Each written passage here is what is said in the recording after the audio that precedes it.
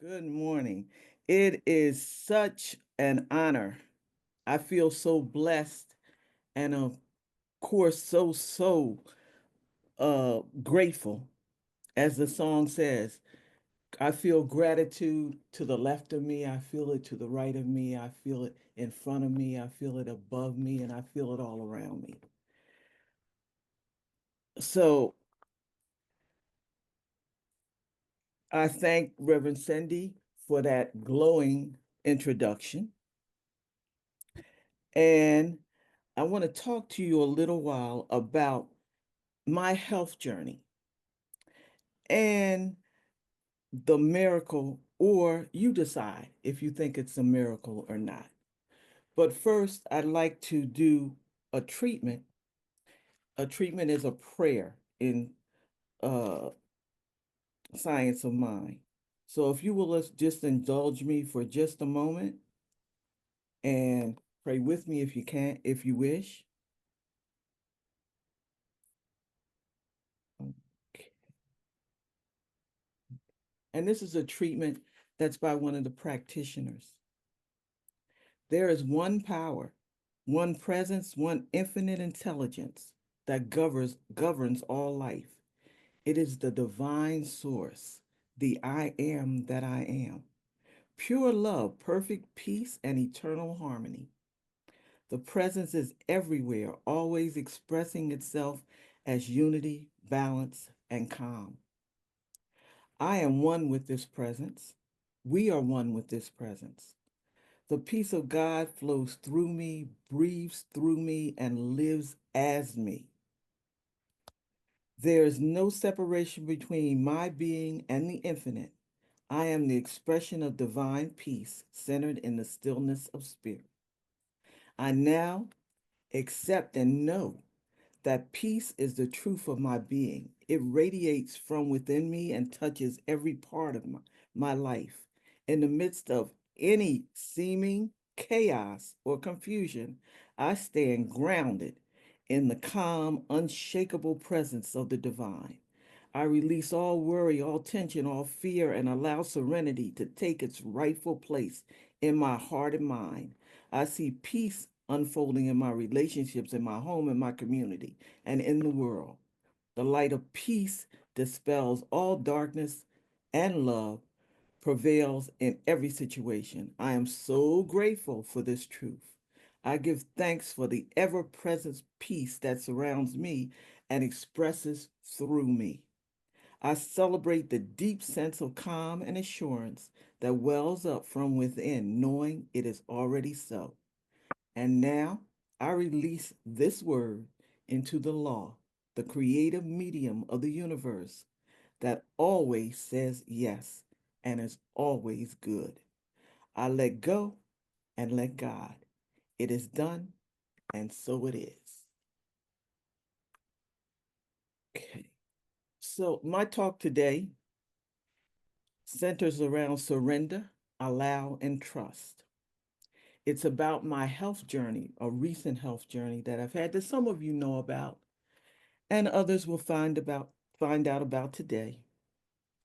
And again, I ask you to decide if you think it was a miracle or not. So, surrender, allow, and trust. I like to call it SAT, SAT. It's easy to say, but it's kind of hard to do. Science of mind teaches that we can do all things because God moves and creates in us, as us, and through us. Whatever you put in the universe, it gives back to you. It does not discriminate or judge. We manifest what is in our subconscious through our words and our thoughts. So let's talk about this word cancer. Kind of scary, right? Ooh, kind of creepy. When you hear it, it kind of makes you really upset, anxious. Well, I heard that word in November of 2023, and it was very unexpected. I was riding in my car and I got a call, and it was from my doctor. I'd had a CAT scan, and my doctor said, he made a little small talk and then he said, we got the results of your CAT scan. And he went on to tell me that there were some irregularities, and that he would like for me to see an oncologist. So I went on and listened to the music. I said, okay. And he said he would like to uh, kind of expedite the situation by calling his friend who was a oncologist. And I said, yes, and thank you. And he did just that. And I met a wonderful doctor, a Dr. Michael Seidman. And when I met with him, he said, well, I want to order a PET scan, and I'd like to have you have, depending on what the PET scan shows, I'd like to have you have a biopsy. PET scans, take they take a long time to actually get a PET scan, but I got one in less than a week. And the PET scan, when I went back to the doctor, he told me that, I had something called, or what they thought was CLL, which is chronic lymphocytic leukemia. He said that this is not a curable type of cancer.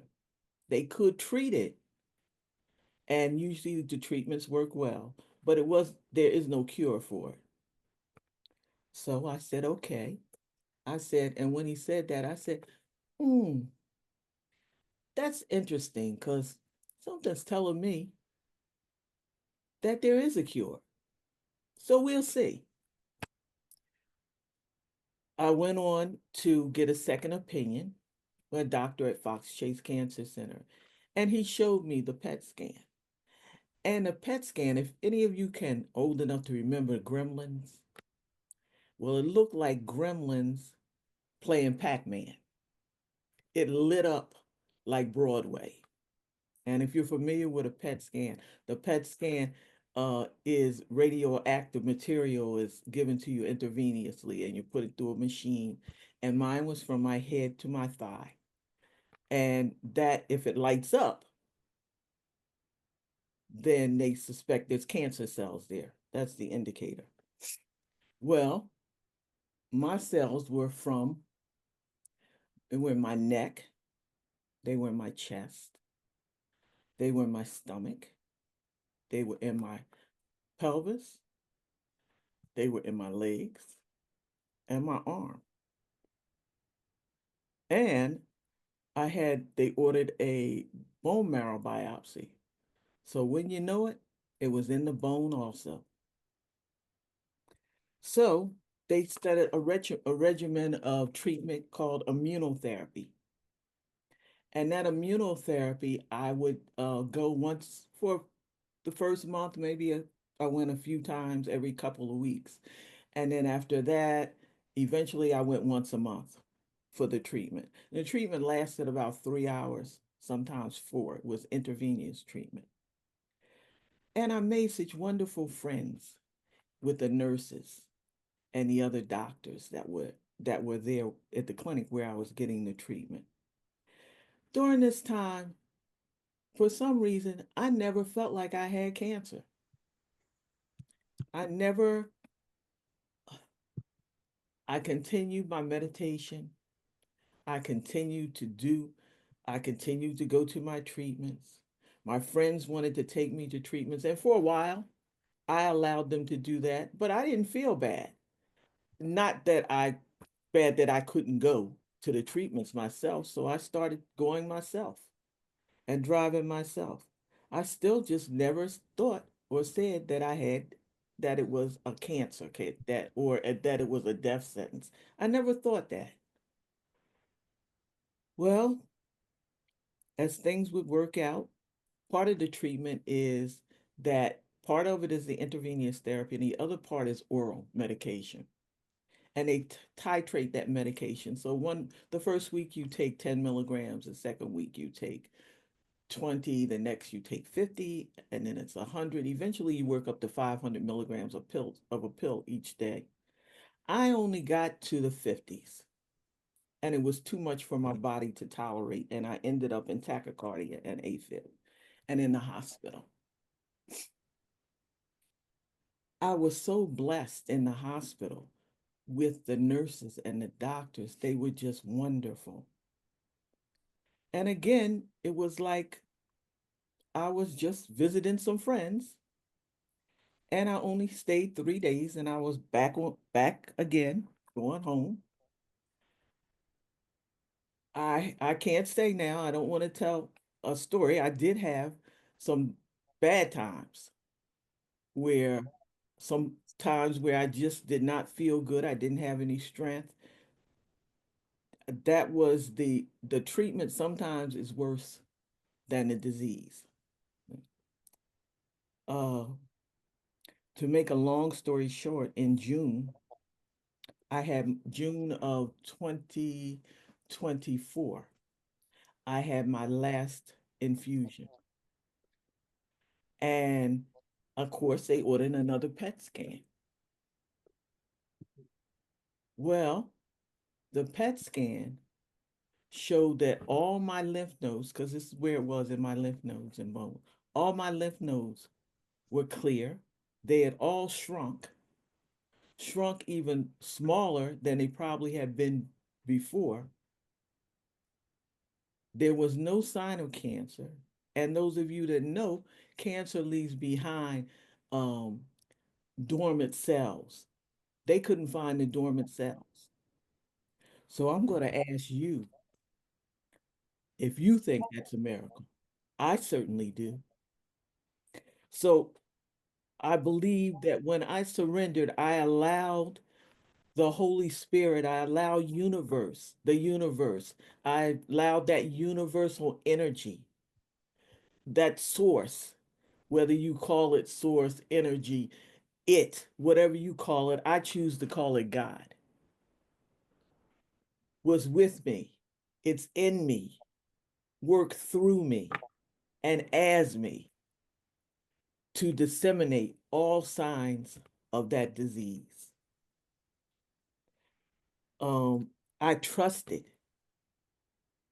as I still trust. As I go back, I recently had another PET scan in March. Well, the lymph nodes are even smaller than they were. The doctor doesn't see, it's always, well, everything. I said, well, now do you think you can cure CLL? And he just smiled. But I knew that that was thought for him. Not only is my story a story of a miracle, but my husband has had many miracles. Most recently, he had a stroke in the end of November. And now my husband has a lot of maladies, and his heart only works, his infraction rate is only 10%. A normal is 55%. So when he went there to the hospital, we got him to the hospital by ambulance, and he couldn't move his left hand, left arm, left leg, and he really cognitively couldn't really answer you. He didn't understand what you were saying. He was totally, he was confused.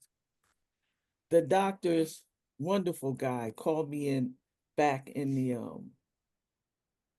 in the treatment room, and he said that well, we were at Einstein Hospital. He said, the helicopter's in the air.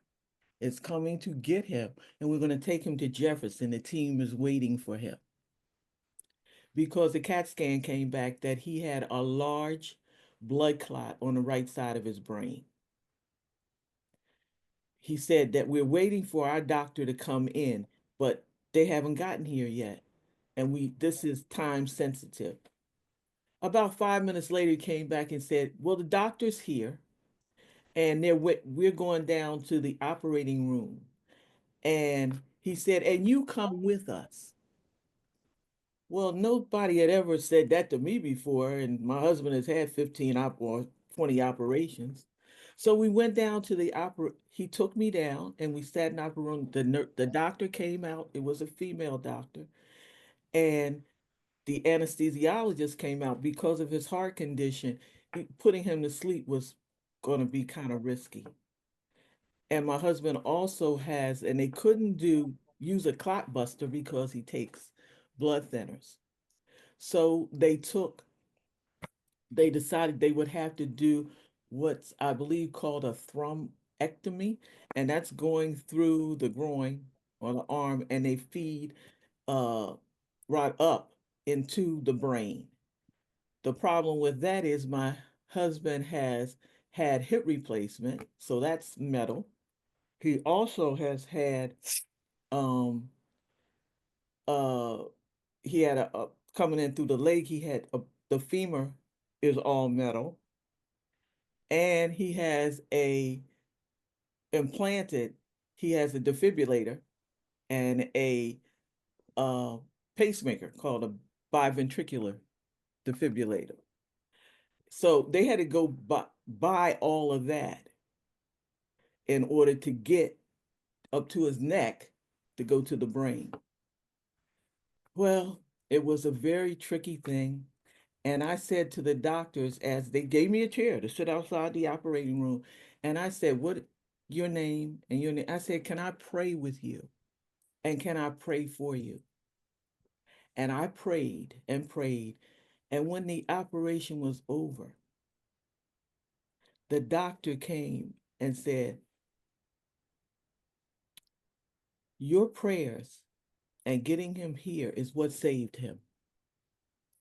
Another miracle.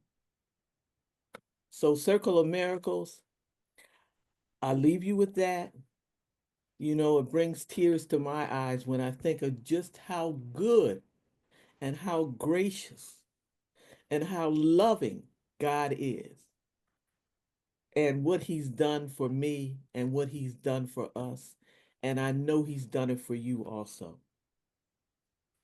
So, with that, I ask if anyone has any questions that they'd like to ask. How do you feel about what I've said? Wow.